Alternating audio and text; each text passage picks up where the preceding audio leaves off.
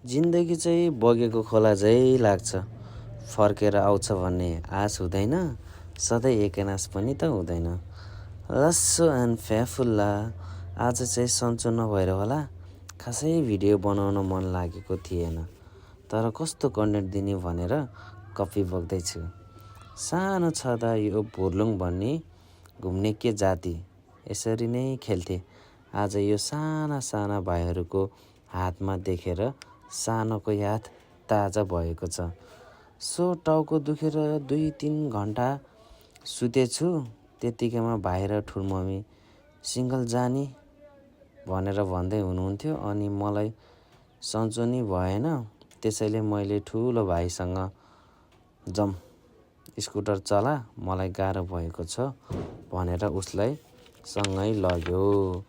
अनि बाटोमा जाँदा जाँदा टाउको दुखेको नि हरायो। घर पुगेर बहिनीलाई बोलाएर फटाफट भिडियो बनाए। राति नि परिसकेको थियो। आजलाई यति नै, बाई बाई।